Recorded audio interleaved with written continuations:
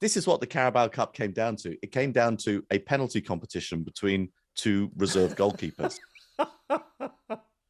To the football, Rog, starting with that quite remarkable Carabao Cup final. Of course, it was the Carabao Cup final which provided this of all competitions, which after 120 minutes of scoreless but absolutely soul-stirring football ended with Liverpool beating Chelsea 11-10 on penalties. Just a wonderful game in which both teams went at each other full bore like lions, Jurgen Klopp said, but failed to break through thanks to a combination of acrobatic goalkeeping, profligate finishing, and our old friend VAR. And while neither team could pick the lock during the first 120 minutes, everyone brought their shooting boots for penalties. It was like Facebook rubber band watermelon video levels of rising tension, Rog. The teams combined to make 21 straight penalties, including Liverpool goalkeeper Queeving Kelleher. But with the game on the line, Chelsea goalkeeper Kepa stepped up, having been subbed on in the dying embers of extra time for his penalty-saving prowess.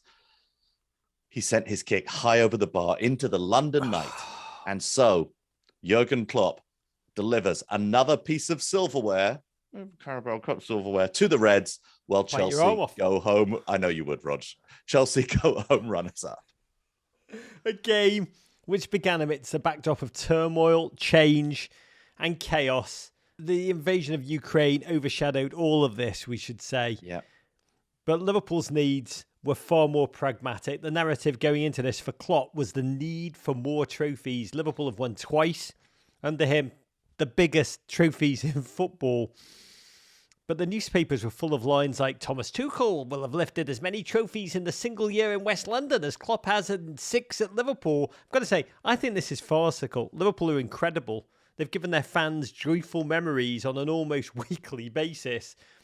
Yes, Klopp had only previously won one domestic cup, the DFB Pokal 10 years ago with Dortmund. But the papers, Klopp's never lifted a trophy at Wembley, blah, blah, blah. It was just fascinating to me how they attacked that and also how aware he was of his legacy, because he said, Davo, before the game, in 20 years, if you talk about this team, people will say if we don't win anything more, yes, they were good, but they should have won more. To me, Davo, Liverpool are magnificent on any level, and this meant nothing. But do you agree? Yeah, I mean, also, I think this is wonderful to hear coming from you, who searches for asterisks in almost on a daily basis with Liverpool Football Club. But yeah, Liverpool are so good. I would not in any way compare Thomas Tuchel's, year and a bit in London with Jurgen's last, 5, 6, whatever it's been. Liverpool, he has achieved so much more.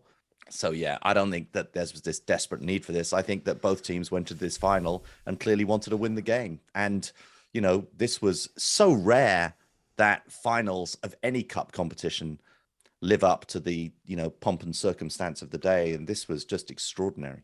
In a way we needed. Starting lineups. Is it even now still a surprise when Lukaku's on the bench? Pulisic started.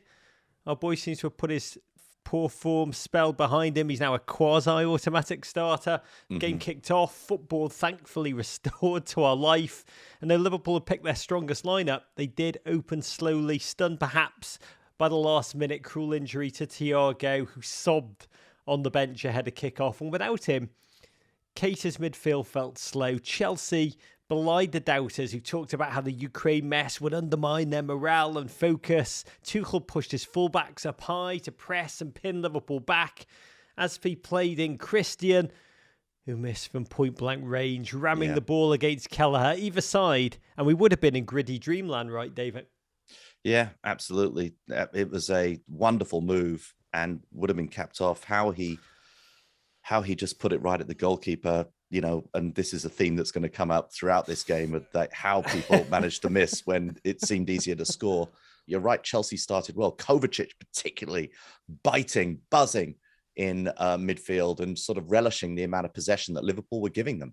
Yeah, that miss set a tone for the game, but it also woke Liverpool up. Diaz started to be a dominant, unstoppable force down the flank. Mane had an open header, but got it all wrong. He then let Senegalese teammate Mendy smother a Wando-level shot up close. But either side of half-time, Pulisic created wide-open chances for Mason Mount, who split the Liverpool centre-backs. And let's just say, this game featured more misses than your average beauty pageant, and Liverpool tried to open up the flanks. Mo Salah missed a chip. It was miss. Oh, the game, really a cacophony of unclinicality, David. Yeah. I think the Athletic wrote afterwards that the XG just didn't make sense. The XG was bound to produce a goal. There's no way that it could have ended 0-0. But unfortunately, this game was not played in XG. The misses were odd, and you're watching players who are usually pretty clinical. Mason Mount, good finisher. Mo Salah, that miss was bizarre to watch. Mane, it's just strange to watch. Yeah, and 0-0 football in our imagination, and this 0-0 football, which was so glorious, two different things. The second half felt like first team to create a chance that was unmissable and not offside was destined to win. And that seemed to be the Reds who were shading it. 74th minute, Pulisic and Mount yanked for the doom duo, Lukaku and Werner. And it's important to note, because of how this finished and how it was reduced to being the keeper substitution that defined it in narrative, both men had their chances, both on and offside, but it was not to be. And you mentioned the XG. After 90 minutes, I think it was Chelsea 1.72 XG against Liverpool's 1.80. Into extra time, Liverpool seemed punched out. Lukaku had a goal ruled out by VAR for the most minimal, not clear and obvious offside at all. I watch Chelsea, David, and I fear for Tuchel's hairline. And this game did no favour to it, right? Must have sped up the inevitable. You fear for it. You should have been fearing for it a few years ago, mate. It's it's gone. It is gone. No wonder he's wearing the baseball cap a lot. He's in full-on denial. For a game sponsored by an energy drink, both teams could barely stand up come the final whistle, and then it happened. We've talked about how penalty shootouts are a hilariously silly way to decide a football game. They are Russian roulette-esque. Just an individual pursuit, only mildly connected to the collective sport which preceded it. But they're fantastic. They are fantastic. They are. In their own. We think there should be a celebrity penalty shootout television reality show. But Tuchel throwing on Kepa at the death, the most expensive second-choice goalkeeper in the world, a man, we should say, who is synonymous with penalty shootouts, refused to leave the field under Sarri so he could participate in one. In the Carabao Cup, right? Yeah, now entered solely to penalty shootout it up. Here, replacing the best goalkeeper in the world right now, a man who won AFCON this month on penalty shootouts. Can you tell me, can you summon your honest emotions in that moment as Kepa in his enormous gloves subbed in? Can you salvage that moment accurately in your mind? I will be honest, and I think like most Chelsea fans who've watched, when Mendy did save that penalty in AFCON, no one was more surprised than Mendy. He's not good in penalties, and at Chelsea, he's not done very well, whether it's been in shootouts or in sort of regular game action. And Kepa is a much better penalty saver. His record is much better. So I actually think it was a fair substitution, of course, and Tuchel knew it. He said after the game, it's my responsibility. If it works, I'm a hero. If it doesn't, I look like an idiot, and he looks like an idiot. But I thought it was the right decision. Statistically, shooters score on Mendy 94% of the time. On Kepa, just 71%. Yeah. But it was a cold keeper playing against a Liverpool keeper who'd been so dominant throughout, a gent whom Klopp had bigged up after the semi-final by calling this the Quiveen Kelleher competition. I love that, the kind of love and trust and belief which Jurgen invests in his backups, which ultimately propelled this victory. Some incredible penalties, it should be said, technique-wise, from players who do not regularly take them. And no matter how often you practice in training, there's nothing that replicates the stress, the adrenaline, just the surging, uncontrollable energy as you walk to that spot. And what was wild, for 120 minutes, no one could score. Suddenly, they couldn't miss. Canate, with the 10th Liverpool kick, should be said, hit right at Kepa, but God bless him, got his hands totally wrong. And we ultimately got ourselves some goalkeeper-on-goalkeeper violence. Kelleher scored his. His shot will go on the record as the winning penalty kick. Kepa SpaceX'd his, Dave. Was it ironic narrative winning the Carabao Cup? How did you break it down? It was an excellent goal kick, really. I mean, this is what the Carabao Cup came down to. It came down to a penalty competition between to reserve goalkeepers. That is, I think the Carabao Cup really found its level at the end. I've gone on the record so many times about penalty shootouts. I don't believe they're legitimate ways to end games when, my teams have won them, my teams have lost them. I think more often lost them than won them, but it's just very odd. And yet you've got to decide the game. Congratulations to Liverpool. Their goalkeeper took a better penalty than our goalkeeper. And it's a win. What can you say? It's like Chelsea had a chance to win the game within 90 minutes, within the 120 minutes. They had more than one chance to win the game. Liverpool did too. So you can't really complain. I mean, the English tabloids went with the kind of hubris, nemesis, Kepa storyline.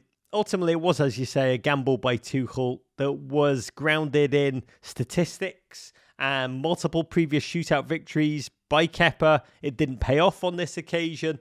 Got to credit Liverpool's penalties, which I thought were truly remarkable. I also thought it was fascinating how the Chelsea players all group hug Kepa at the death, a sign they know that he will live to fight another day and they will need him. At the Oil Illuminati tweeted us, Chelsea have never won a match when led by the trustees of the charitable foundation. Under the stewardship and care. Yeah. In truth, Chelsea were impressive. All noise before the game about the chaos that will undermine the locker room, all of that seems unwarranted. Watching that game, the 120 minutes, they remain a unit, a collective, no worries about morale being frittered away by the stewardship and ongoing saga. But victory for Liverpool at John Cook 5. Well done for being first one in with the anti-Rog bants. Luis Diaz has won more trophies in 27 days at Liverpool than Seamus Coleman has in 4,805 at Everton. 6 finals lost by Jurgen Klopp. That narrative, all these people who seek to knock Jurgen down as just looking for any rod to tarnish his rep.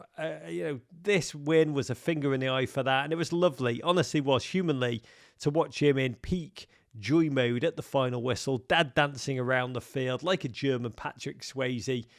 And that trophy presentation, his moves, his ebullience, his relief, his wonder. For Liverpool, Davo, the quadruple's still on.